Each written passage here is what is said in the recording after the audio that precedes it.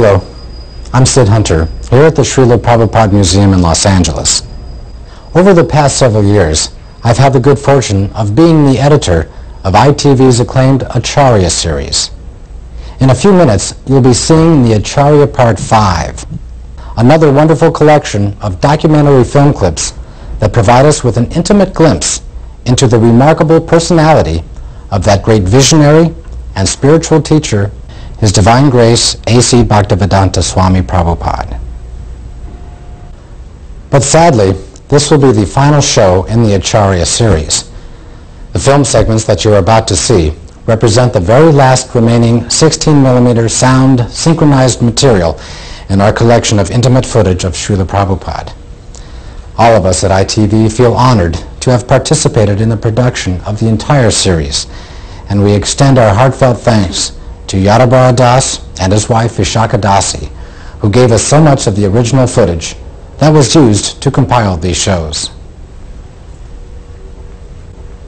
Certainly everyone who personally knew and loved Srila Prabhupada will appreciate the opportunity to rekindle and relish the sublime memory of his presence.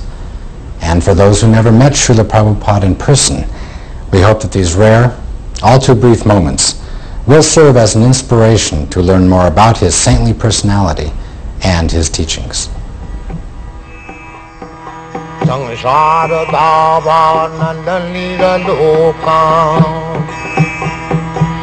At the ripe old age of 69, His Divine Grace A.C. Bhaktivedanta Swami Prabhupada boarded an Indian steamship bound for America. Like so many who have come before, he arrived with only a few dollars, a couple of battered trunks, and a dream. But his was not the usual dream of freedom, fame, or fortune. Srila Prabhupada had a bold vision for the re-spiritualization of the entire Western world. He sought to transform the predominantly material consciousness of the West by transplanting the ancient religious traditions of India, first to America and then throughout the world. The seeds that this elderly saffron-robed holy man planted took immediate root and blossomed into an international spiritual movement that profoundly influenced the lives of millions of people. In just 12 years, from 1965 until he passed away in 1977, Srila Prabhupada circled the globe some 14 times, preaching, gathering disciples, and opening hundreds of centers for the study and practice of Krishna consciousness. In that time, he also managed to write and publish over 80 volumes of translation and commentary on the sacred texts that form the basis of Indian religious and philosophical thought, winning lavish praise from the academic community for his dedicated scholarship and profound insight. Today, his books are available in over 30 languages and are being printed at the phenomenal rate of 20 million copies a year. All of Srila Prabhupada's accomplishments were the result of his single-minded determination to make the science of self-realization both understandable and achievable, even in a world increasingly consumed by material values. By his tireless preaching, such fundamental spiritual concepts as vegetarianism, karma, and reincarnation have become widely understood and accepted. But Srila Prabhupada's struggle against all odds to establish a spiritual beachhead in the Western world is more than just a tribute to his fierce and vigorous resolve. His remarkable success was in great part due to an engaging personal warmth, a rare blend of deep moral strength and quiet humility that inspired both reverence and affection. Srila Prabhupada succeeded because his life and personality were the epitome of the ideal he set forth for others to follow. He could offer to everyone he met, not just a theory, but a practical way of living. At every moment, he was a true Acharya, a holy man who teaches others by example.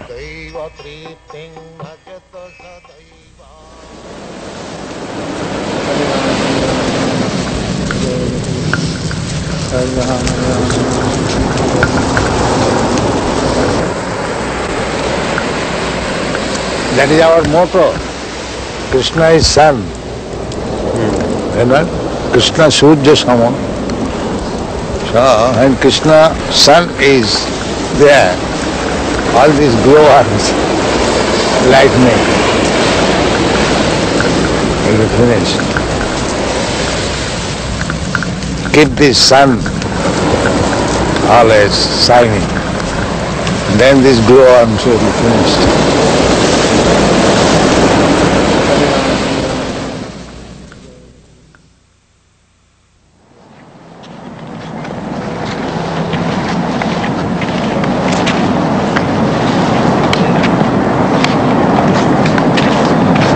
One newspaper article in the paper, I was reading, they were advertising a new book about the evolution of man, and they were saying that there was approximately 2 million varieties of life on this planet.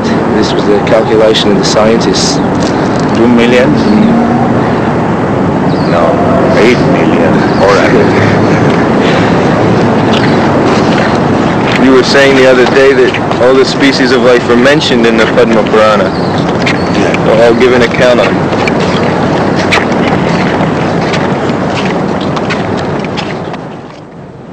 But is it divided by country, or within one country there are many species? You are taking up country, but Shastra takes the planets. Not of the country. Your idea is very simple. Country, national. But Shastra is not, there is no such thing as national. Take the whole universe as a whole. They consider from that angle of view. One planet or universe, like, let's say last night the girl was astonished how this planet can be governed by one king. But it was being actually done.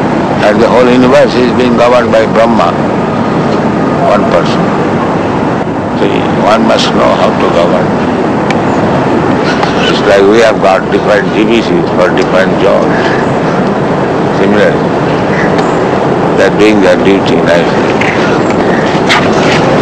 All these planets are the different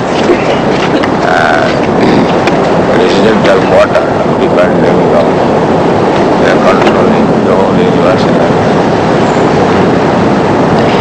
In comparison to them, this human being is nothing.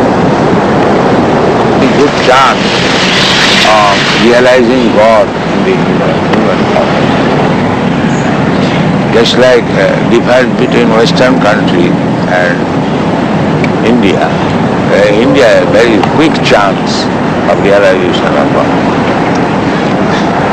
The atmosphere is so nice. So, this planet is good for God realization, and the best place is in India. So, in this planet, everybody is meat eating. In this country, everybody is performing sinful activities. It is decreasing. The more you are becoming sinful, the rain will decrease. So it is decreasing now. Yeah, and at the end, there will be no rain. This whole planet will be ablaze with fire. That is the beginning of destruction. There will be scarcity of rain and scarcity of food grains.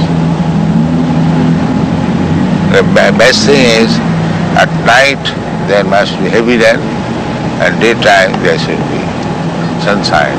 Then the field will be very fertile. That is knowledge. But they have no knowledge. They simply want to enjoy. They do not care for death also. Simply sense-getting. This is called Danav life. They say originally there was just a cell, and by adaptation, in some circumstances one kind would live and another would die. So all these varieties adapted to different conditions. Who adapted? Well, they just Who managed? accidentally. That is nonsense. Nothing happens accidentally. That is nonsense. There must be some arrangement. What is happening is accidental. Well, they say Why you are taking care of the trees? so many things. Nothing is done accident. If accident is there, let accident come and